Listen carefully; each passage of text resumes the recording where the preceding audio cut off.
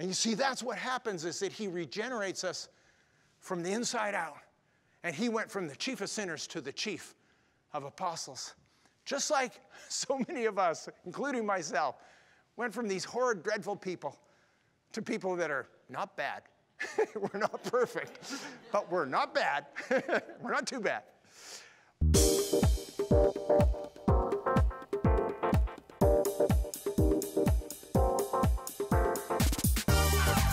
Welcome to Church of the Rock from Winnipeg.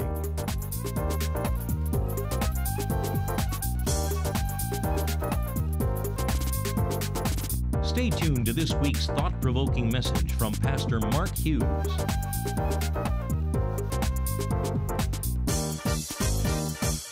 So, of course, happy Easter, everybody. We're so happy about this day. It does make us happy. There's something to rejoice about. And you know, when it comes to Christianity, there's two non-negotiable theological truths, and I'll tell you what they are. They are the virgin birth and the resurrection. And I'll tell you why they're so important. The virgin birth is important because it is Emmanuel, God with us. It's the incarnation. So it's a non-negotiable. But you know why the resurrection is just as important, if not more? Because the resurrection says God is still with us because he has risen from the dead. And so my message this Easter is entitled, The History of Rock and Roll. And if you think I'm going to be talking about the Beatles and Led Zeppelin and Elvis, you would be wrong. And people have made the mistake of thinking that Elvis is the king of rock and roll. Well, you know that even Elvis said this. He said, I am not the king. Jesus Christ is the king. I'm just an entertainer. Elvis actually said that. I want to talk a lot about rock today. And I'll tell you why. When it comes to the story of rock and Jesus and his life, it's all about rock. It's crazy. You all know that he was buried literally in a rock and behind a rock. What you might not know is that he was born in a rock. You go, huh? He was laid in a manger. Well, let me show you something. This is what we think of when we think of the manger, don't we? The little wooden manger. You know, Joseph was a carpenter. He probably built that thing. No, he wasn't his manger for the first thing. Here's the thing that you find out when you go to Israel, is there were no wooden mangers. A manger is a feeding trough for animals, and guess what they're made out of? Yeah, they're made out of rock. This is what they look like. When you see them, you go, that is not the picture I had in my mind. And it's fascinating when you actually go to Israel because you realize everything is rock. Catch this picture. This was from our trip a few years ago. It's rock upon rock upon rock upon rock. There's layers of all these rocks. It's crazy. They walked on rocks. They built with rocks. They killed people with rocks. They came in very handy for that. And it was all about the rock. And Jesus, we know this, that Jesus was the rock of ages. He was the stone that the builders rejected. He was the chief cornerstone. He said if we wouldn't worship him, who was going to do it? The rocks would cry out. So all the way through Scripture, we see this emergence of all this stuff about the rocks. So I want to tell you one little rock story to introduce what we're doing today, because when Jesus went to the temple with his disciples for the very first time, I wonder if some of them had never been there. We know Jesus had been there as a youth, but they might not have been. And they were undone by the temple, Herod's temple. Herod's temple was made out of these huge, huge rocks, kind of like this kind of stuff they built the pyramids out of. And they commented on it, and they said, look at these rocks in which this temple is made out. And Jesus said, the day will come when not one of these rocks will rest upon the other. Do you remember he prophesied that? And he was talking about, of course, the destruction of the temple when all those rocks came down, which incidentally they did in 70 AD. The Romans, one by one, knocked every single rock of the temple down. And so here's a picture of that. Kathy and I are walking. Those rocks behind me are the rocks from the original temple in 2,000 years ago. And you can see Kathy's having this holy moment there, right? I mean, she's got her hand in the air. She's worshiping. I'm laughing my head off because I feel like Fred Flintstone in the quarry. You know, yeah, everybody has, a different experience, don't they? And so it was fascinating because then Jesus said this, and I want you to remember this. He said, tear down this temple, and I will rebuild it in 3 days. Do you remember when he said that? And of course, they said, what are you talking about? It took 46 years to build this temple. And then there's a little subtext, a little parenthetical thought where it says, he was referring to his body. So you see the foreshadowing that's going on all the way through the story, right? And so, of course, they wondered about this Jesus. By the time he got to Jerusalem, I mean, he was doing all kinds of incredible things, and huge crowds were following him, and they were wondering. And finally, they asked him this question. They said, show us a sign so that we'll know you're who you say you are. We want to know if you're the Messiah or not. And this is what he said. He said, a perverse and a wicked generation asks for a sign. No sign shall be given to you except for the sign of Jonah. And as Jonah was 3 days and 3 nights in the belly of the fish, so will the Son of Man be 3 days and 3 nights in the heart of the earth. He says, the only sign I'm giving you, you've connected the dots on this, haven't you? The only sign I'm giving you that you will know I'm the Son of God is the resurrection. Just the way as Jonah was in 3 days and 3 nights. You know, when it comes to the Jonah story, the fish story, most of you think of it like Pinocchio, don't you? I mean, he's in there waiting, patiently, talking to other fish and stuff inside the belly of the great fish. I'm a fisherman. I've opened up a lot of fish. I found a lot of stuff in fish. I found frogs. I found mice. I found ducklings. And you know the one thing they all have in common? They're dead. They're all dead. Things don't live inside a fish. And the one thing we never think about is the fact that Jonah was probably dead. In fact, most theologians agree that he was dead in the fish. And then he vomited him out onto the shore, and he came back to life. And Jesus said, that is the sign I am giving to you. I am rising from the dead, and when I rise from the dead, then everything you see, you will know is true. He laid it on the line. This was the one thing. If Jesus didn't come up out of the grave, the gig was up. So he put it all out there that it was all about the resurrection. All right, so we're going to go into our text today. Our text is in Matthew chapter 27. So let's have a peek here at it. We're going to start at verse 59 and just listen carefully to some of the nuances of this story. I'm not going to cover everything, but it's a great story worth listening to. And when Joseph had taken the body, he wrapped him in a clean linen cloth and laid him in his new tomb, which he had hewn out of the rock. And he rolled a large stone against the door of the tomb and departed. And Mary Magdalene was there, and the other Mary sitting opposite the tomb.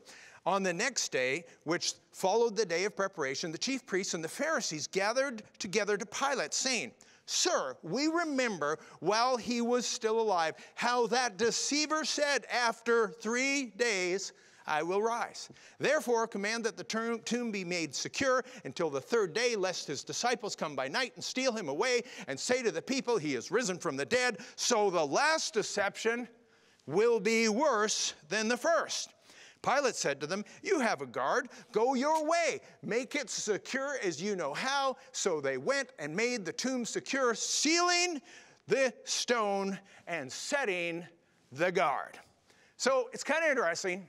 When Jesus was talking about the temple and raising the temple up on the 3rd day, they all pretended like they didn't know what he was talking about. All of a sudden now, they all know what he is talking about.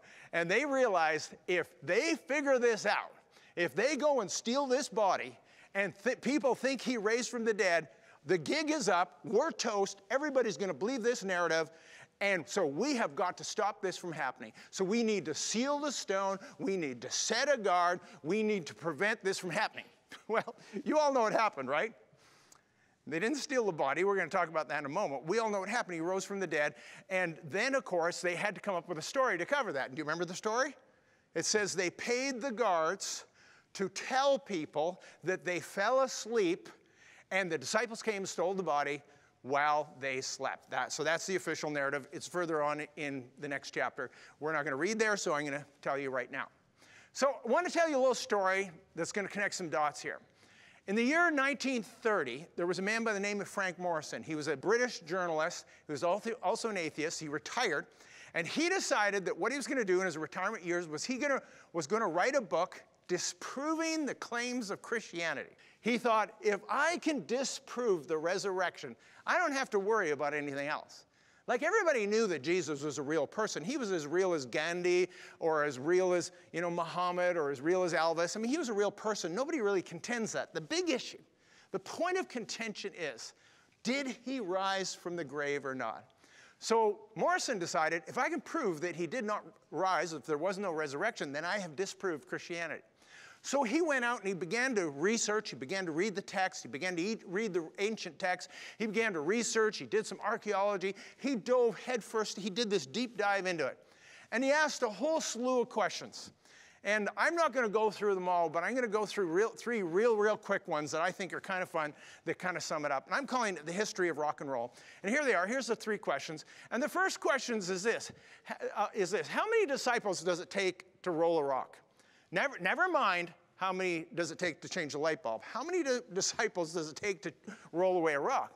And the answer to that question is more than one. Like, this is not a simple feat. These rocks, and this is what Morrison discovered, these rocks that are put in front of these tombs are probably 6 feet high, and they weigh not 1,000 pounds, but thousands and thousands of pounds. They're these immense things. We moved a countertop, a quartz countertop for my son-in-law and daughter a couple of years ago, and it took 6 people to move it. 6 people to leave it. I thought, I can't believe how heavy this thing is, and it was only this thick. So imagine what a tombstone that was 6 foot by 6 foot would have weighed in Jesus' day. So the point is, we don't have one person showing up. We actually have the whole team of them showing up. It would have taken at least half of them, probably more. They were meant to be rolled away. But the point is, I don't want you to miss this, you couldn't just sort of sneak in there with 1 or 2 guys and roll this rock away. It would have taken this whole group of guys to be able to move the rock. The second question was this. How did they manage to move the rock without waking the guards? If the rock is as big as I'm describing it, if it took 8 or 10 of these guys, we know Judas wasn't there, he was dead by then. How did they move it if they did? And how did they move it without waking the guards? You know what the sound would be. And I'm just going to show you some pictures because they actually were intended to be moved. We always think of a big round boulder. They're actually more like a disc. And if you look real closely, you see there was a groove. It's fascinating when you see this because it's not what you imagine in your head when you're thinking of rolling the stone away. But that's what the stones look like in the tombs. If you go to Israel, you can see it. And it wasn't the first time that it happened. I want to remind you of this because Jesus raised Lazarus from the dead, and they rolled away that stone. Remember when that happened? He said to his disciples, roll away the stone. Why did he tell them to do it? Because he wasn't going to be able to do it on himself, on his own, right? You see the size of those stones. So you have to imagine all of his disciples rolling away that stone. And this is really, really important for our discussion here because the whole story of Lazarus is foreshadowing the resurrection of Christ, isn't it? Absolutely it is. So you look at the story, you'll remember they sent a message to Jesus and said, my brother Lazarus is dead, is sick unto death, come at once. And did he come? No, he tarried, and he got there 4 days late for the funeral. Some friend. And they said, if you had been here, our brother wouldn't have died, which was true. Why did he wait 4 days? Well, there's a reason, because the Jews believed that the spirit, even though they buried them on the very same day, they believed that the spirit hung around for 3 days. And if someone happened to come, be resurrected after 2 days, that's because they didn't quite leave. So Jesus waited 4 days, past that 3-day marker that was in the Jewish mind, because he wanted to make sure that Lazarus was good and dead, right? You remember what Miracle Max said? Look who knows so much, eh? It just so happens your friend here is only mostly dead. And there's a big difference between mostly dead and all dead. With mostly dead, it's somewhat alive. But with all dead, well, there's only one thing to do. You go through his clothes, look for loose change, right? You all remember that. It's from The Princess Bride, in case some of you are going, what? And so he wanted to make sure that he was good and dead, not just mostly dead. And the whole thing was foreshadowing the fact that Jesus himself was also going to wait 3 days and 3 nights before he rose from the dead, because he too wasn't just mostly dead. He was good and dead. So you're following this so far, right? And the last and the final question is this. And this is sort of a big one. Why were the guards asleep in the first place? Why were they asleep? I want you to think about this. If the guards were asleep, would they have been paid money to tell that story? If the guards were asleep, they would have executed them. That's what would have happened. They would have been derelict in their duty. They would have been executed. And so what happened was Frank Morrison, he was looking and asking these questions. And every time he thought he had a live one, he realized that the actual facts pointed to the fact that Jesus was resurrected. He completely changed his mind. And when he was finished his book, he called it, "Who Moved the Stone?" And here's a picture of it. And he argued for the fact that the resurrection was true and there was no evidence against it. And he spent the rest of his life defending the claims of Christianity. You see, that's the history of rock and roll. You're following this, right? And it's such a fantastic story because, see, the big difference is between religion and Christianity is the resurrection. See, Christianity begins where religion ends, with the resurrection, because everybody else is dead, but Jesus rose from the dead. The resurrection was the problem, because that pointed to the fact that this truly was the Son of God. And so they were being contested by the Jews, not the Romans, particularly the Sadducees, that did not believe in a resurrection. That is why they were sad, you see. Right? Roses are reddish, violets are bluish. If it weren't for Easter, we'd all be Jewish, right? You're following this? That's not even close to being true. All right, so let's move on this, since most of you are tracking with me. And we're going to go into Matthew chapter 28. And in Matthew chapter 28, we follow this story, and it's going to answer the question, who moved the stone? It's so hilarious because it's such an obvious answer. But anyway, we're going to look at it. Verse 1 says, "Now after the Sabbath, so this is the first day of the week, began to dawn. Mary Magdalene and the other Mary," how would you like to have the name the other Mary? But anyway, that was her name, "came to see the tomb. And behold, there was a great earthquake, for an angel of the Lord descended from heaven and came and rolled back the stone from the door and sat on it." Oh, that was anticlimactic.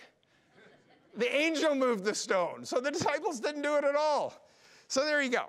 "And his countenance was like lightning, and his clothing as white as snow, and the guards shook for fear of him and became like dead men." So they weren't asleep, were they? They became asleep, or deadish, but they weren't asleep. And then it says, "But the angel answered and said to the women, 'Do not be afraid, for I know that you seek Jesus who was crucified. He is not here, for he is risen. As he said, come see the place where the Lord lay, and go quickly and tell the disciples that he has risen from the dead. And indeed, he is going before you into Galilee. There you will see him. Behold, I have told you.'" And so here's the story. The history of rock and roll. Here is the fact, the simple answer, that the angel rolled the stone away, that the guards weren't in fact asleep. The big question is, why did this happen with only women there?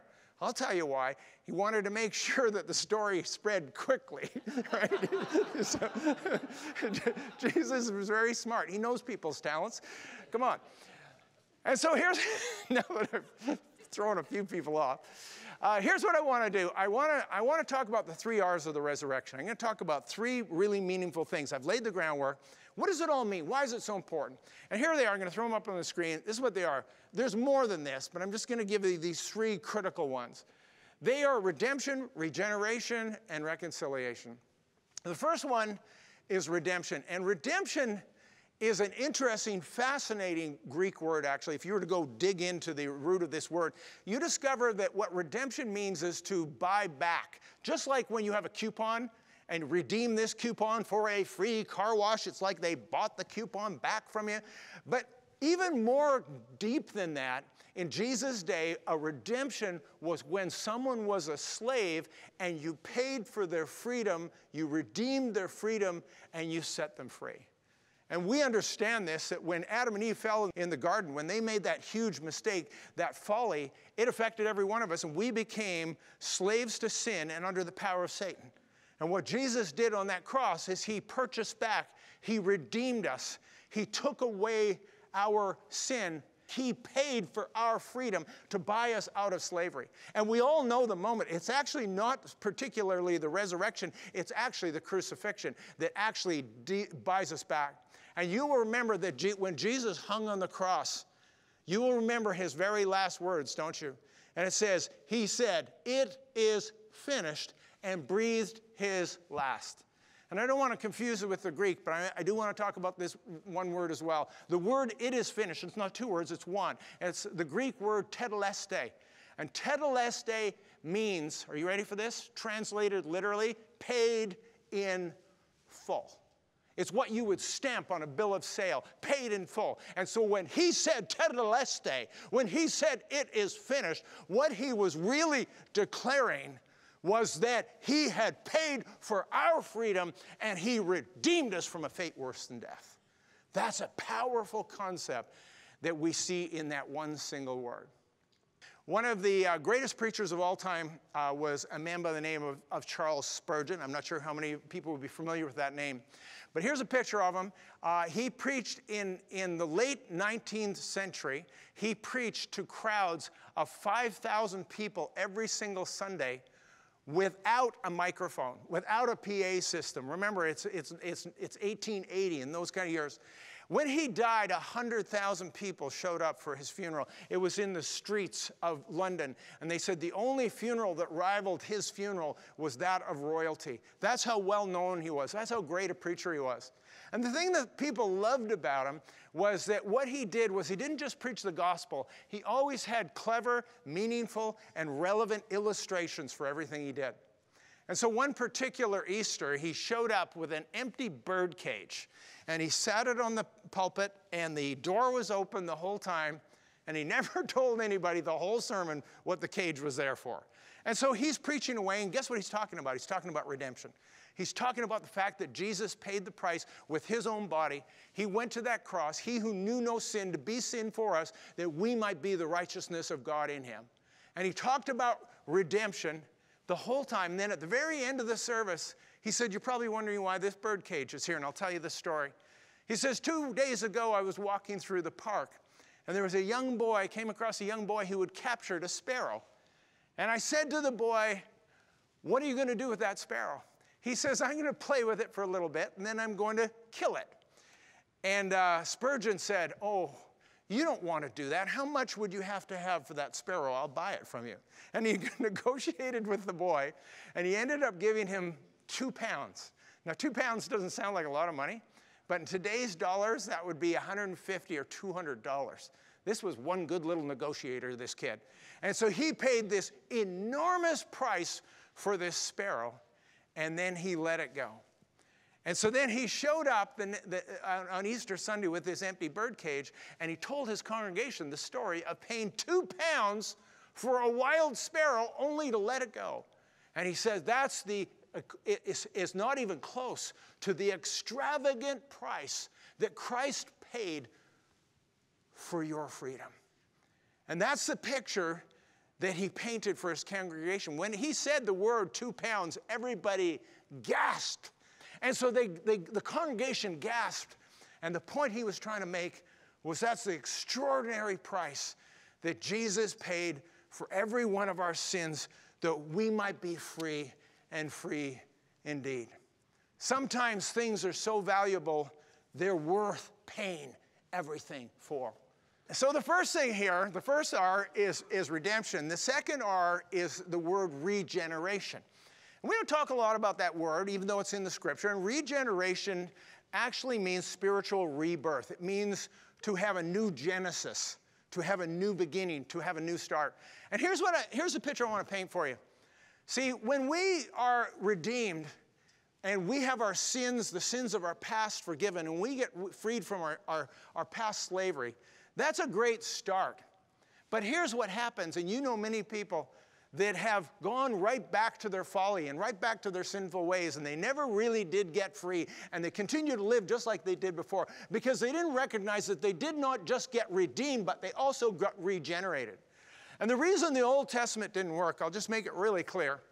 Even the Bible says the Old Testament didn't work. It said it was weak. It didn't work because of the weakness of the flesh. And what happened in the Old Testament was it was trying to change people from the outside in. Right? You get this, right? If you do this and you do this and you do this, and if you do more and try harder, then you'll be a better person and God will like you. Well, how'd that work? Well, not very well, because of the weakness of the flesh. And nobody, for the most part, nobody could keep it. So the whole difference between that and the New Testament is this. When Jesus comes, he first dies on the cross for our sin, but then it says he rose from the dead to give us the newness of life, and he regenerated our spirit, and he changed us from the inside out. And there are people in this room, and I could point you out because I knew you before. And I could talk about how bad you were before, and what happened to you is you got regenerated from the inside out. It's not that you're such a great person. It's Jesus who lives in you that's the great person. And that's what happened with Saul of Tarsus. He was a terrible person. He was a keeper of the law. How did he do?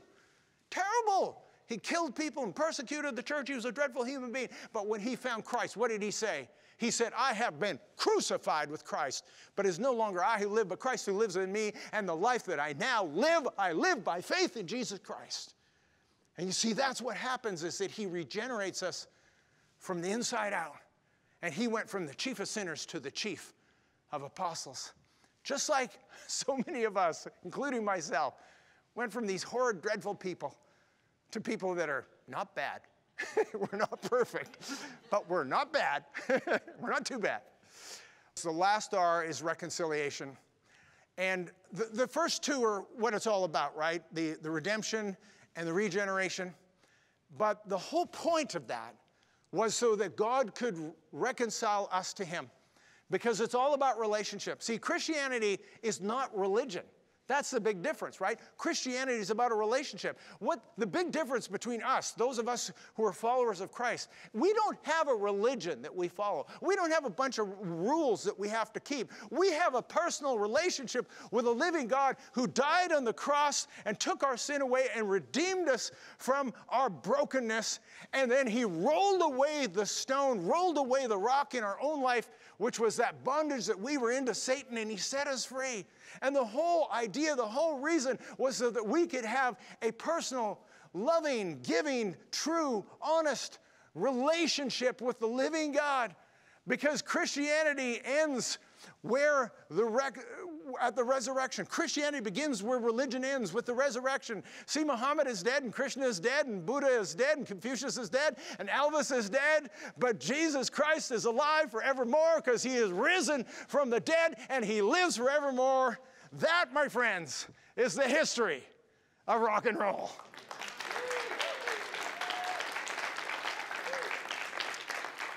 All right, I want to take a moment and talk to all you folks at home, and I want you to ask yourself this question. Have you made that decision to receive what Jesus did on the cross for you and what he did through his resurrection? That he redeemed you of your sin, regenerated you from the inside out, and brought you into a personal relationship with him. And if you don't have that personal relationship, what better time than Easter Sunday to make that decision? And it's so simple. He's done the hard part. All you have to do is the easy part. All you have to do is say yes. All you have to do is call on the name of the Lord. And if you won't do it, the rocks will cry out. And so I want to encourage you, if you're watching right now and you have not made that decision and you do not know that if you were to die tonight or next week or next year, if you go to heaven, I'm talking to you. And I want to encourage you to make this decision today. And there's a little button on your screen, a little hand like this. You just click that hand, and by doing so, you're agreeing. You're making that decision. It's a point of contact for you that you have decided that you want to make Jesus your Lord. And once you have done that, I want to lead you in this prayer, very simple prayer. So just please pray with me. And those in the room are going to pray along with me as well. Lord Jesus, I confess I've been a sinner, broken, walking in my own way. But you changed it because you died on the cross for my sin. You redeemed me, bought my freedom, set me free. You rose again on the third day, and you forever live to be my Lord. And you have regenerated me. You've changed me from the inside out. And more importantly than any of this, you've brought me into personal relationship. We have been reconciled. I have found my way back to God, to my Creator. And I thank you today that I'm a Christian and I'm on my way to heaven. In Jesus' mighty name, amen. Let's give the Lord a shout in the room. Christ is risen. He is risen indeed. God bless everybody, and have a very happy Easter. If you'd like a booklet to help you understand more about God's gift of forgiveness and reconciliation through Jesus Christ, please contact us, and we'd be happy to send you a free copy of the Book of Hope. Visit our website at www.churchoftherock.ca. Thank you for watching, and God bless you.